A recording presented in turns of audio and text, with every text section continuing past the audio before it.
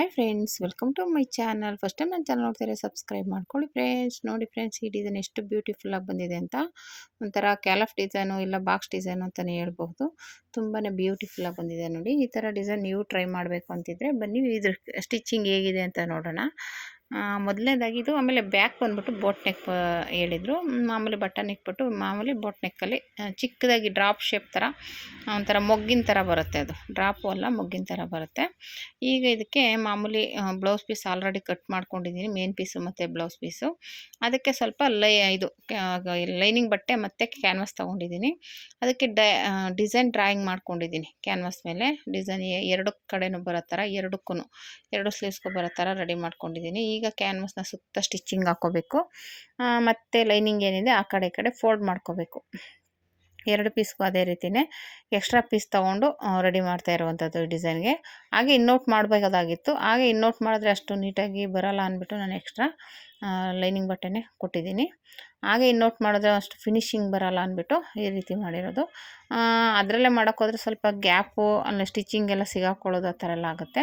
ಅದಕ್ಕೋಸ್ಕರ ಈ ಥರ ಎಕ್ಸ್ಟ್ರಾ ನೀವು ಕ್ಯಾನ್ವಾಸ್ ಕೊಟ್ಟಿಲ್ಲ ಅಂದರೂ ಅಲ್ಲಿ ಬರೀ ಲೈನಿಂಗ್ನೇ ಕೊಟ್ಟು ಸ್ಟಿಚ್ ಮಾಡ್ಕೋಬೋದು, ಅದು ಚೆನ್ನಾಗೇ ಬರುತ್ತೆ. ಓಕೆನಾ. ಒಂಥರ ಈ ಥರ ಡಿಸೈನ್ಗೆಲ್ಲ ಸ್ವಲ್ಪ ಕ್ಯಾನ್ವಾಸ್ ಕೊಟ್ಟು ಸ್ಟಿಚ್ ಮಾಡಿದ್ರೆ ಒಂಥರ ಇನ್ನೂ ನೀಟಾಗಿ ಫಿನಿಶಿಂಗಾಗಿ ಬರುತ್ತೆ. ಹಾಗೇನು ಮಾಡಿದ್ರು ಮಾಡ್ಬೋದು. ಓಕೆನಾ. ಹಾಗೂ ಏನೂ ಇಲ್ಲ, ಹಾಗೆ ಸ್ಟಿಚ್ ಮಾಡ್ತೀನಿ ಅಂದರೂ ಮಾಡ್ಬೋದು. ನಾನು ಕ್ಯಾನ್ವಾಸ್ ತೊಗೊಂಡು ಮತ್ತು ಆ ಡಿಸೈನ್ ಹೇಗಿದೆ ಹಾಗೇ ಈ ರೀತಿ ಸ್ಟಿಚ್ ಮಾಡ್ಕೊತಾ ಇದ್ದೀನಿ.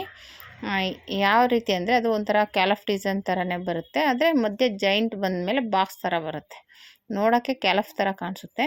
ನಾವು ಅದನ್ನು ಎರಡನ್ನೂ ಜಾಯಿಂಟ್ ಮಾಡಿದ್ರೆ ಆ ಕಡೆ ಈ ಕಡೆ ಕ್ಯಾಲಫ್ ಇದು ಬಾಕ್ಸ್ ಟೈಪಲ್ಲಿ ಕಾಣಿಸುತ್ತೆ, ಸ್ಕ್ವಯರ್ ಟೈಪಲ್ಲಿ. ಓಕೆನಾ. ಇದು ಒಂಥರ ಡಿಸೈನ್ ತುಂಬಾ ಚೆನ್ನಾಗಿದೆ. ಬಿಗಿನರ್ಸ್ ಕೂಡ ಇದನ್ನು ಟ್ರೈ ಮಾಡ್ಬೋದು. ತುಂಬಾ ಬ್ಯೂಟಿಫುಲ್ಲಾಗಿ ಬರುತ್ತೆ ಡಿಸೈನ್ ಅಂತೂ. ನೀವು ಆಲ್ರೆಡಿ ತೋರಿಸಿದ್ದೀನಿ.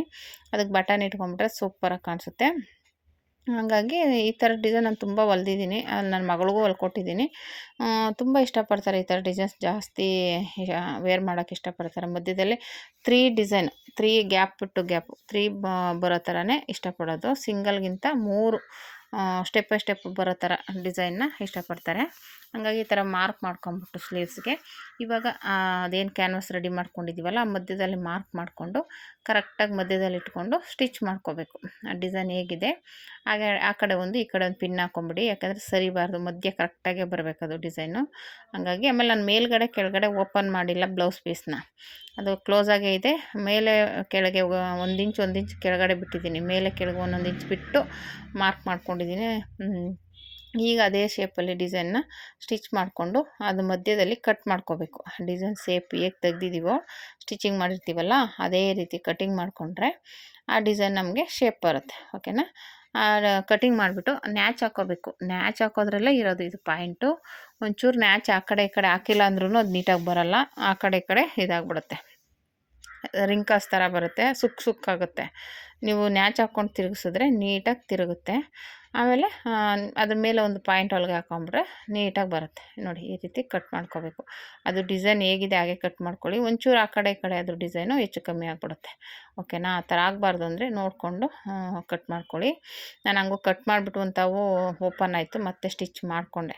ಆ ಥರ ಆಗುತ್ತೆ. ಒಂದೊಂದು ಸ್ವಲ್ಪ ಆ ಕಡೆ ಈ ಕಡೆ ಒಂಚೂರು ಓಪನ್ ಆಗಿಬಿಟ್ರೆ ನ್ಯಾಚ್ ಹಾಕುವಾಗ ಮತ್ತೆ ಸ್ಟಿಚ್ ಮಾಡ್ಕೋಬೇಕಾಗುತ್ತೆ. ಓಕೆನಾ.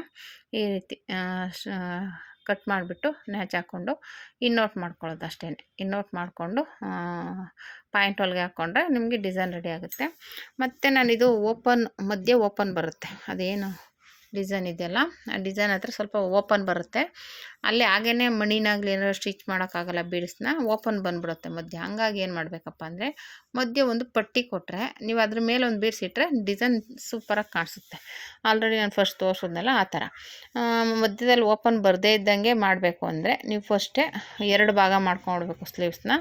ಆಮೇಲೆ ಒಂಚೂರು ಎಕ್ಸ್ಟ್ರಾ ಬಟ್ಟೆ ತೊಗೊಂಡು ಇನ್ನೌಟ್ ಮಾಡಿಕೊಂಡು ಆಮೇಲೆ ಅದನ್ನ ಇಟ್ಟು ಅಟ್ಯಾಚ್ ಮಾಡ್ಕೋಬೇಕಾಯ್ತು. ಒಂದು ಪೇಪರ್ ಕಟ್ಟಿಂಗ್ ಮಾಡಬೇಕು, ಅದು ಸ್ವಲ್ಪ ರಿಸ್ಕ್ ಇದೆ. ಪೇಪರ್ ಕಟ್ ಮಾಡಿಕೊಂಡು ಅದರ ಮೆಜರ್ಮೆಂಟ್ ತೊಗೊಂಡು ಆಮೇಲೆ ಅದನ್ನು ಅಟ್ಯಾಚ್ ಮಾಡಿ ಅವೆಲ್ಲ ರಿಸ್ಕ್ ಇರುತ್ತೆ. ಈ ಥರ ಆದರೆ ನಿಮಗೆ ಈಸಿಯಾಗಿ ಮಾಡ್ಕೋಬೋದು. ಇದರಲ್ಲಿ ಆ ಥರ ರಿಸ್ಕ್ ಇರೋಲ್ಲ. ಮೇಲೆ ಕೆಳಗೆ ಮೆಜರ್ಮೆಂಟ್ ಆಗೇ ಇರುತ್ತೆ. ನೀವು ಮಧ್ಯದಲ್ಲಿ ಮಾತ್ರ ನೀವು ಡಿಸೈನ್ ಮಾಡ್ಕೊಳ್ಳೋದು ಅಷ್ಟೇ.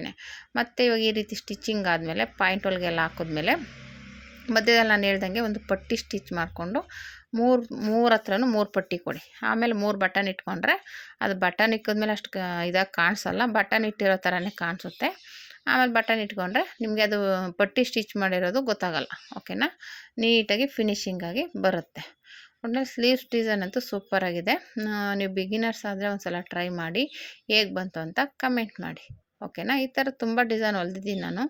ಒಂಥರ ಡ್ರಾಪ್ ಶೇಪಲ್ಲಿ, ಕಣ್ಣಿನ ಶೇಪಲ್ಲಿ, ಮತ್ತು ಸ್ಕ್ವಯರ್ ಶೇಪಲ್ಲಿ, ಇನ್ನೂ ಬೇರೆ ಬೇರೆ ಒಂದು ಸ್ವಲ್ಪ ಡಿಫ್ರೆಂಟಾಗಿ ಬ್ಲೌಸ್ದು ಈ ಥರ ಡಿಸೈನ್ಸ್ ಎಲ್ಲ ಹೊಲ್ದಿದ್ದೀನಿ ನೋಡಿ. ಈ ಥರ ಪಟ್ಟಿ ಸ್ಟಿಚ್ ಮಾಡಿಕೊಂಡು ಈಗ ಅಲ್ಲಿ ಮಧ್ಯಕ್ಕೆ 3 ಹತ್ರನೂ 3 ಪಟ್ಟಿ ಕೊಟ್ಟರೆ ಸಾಕು.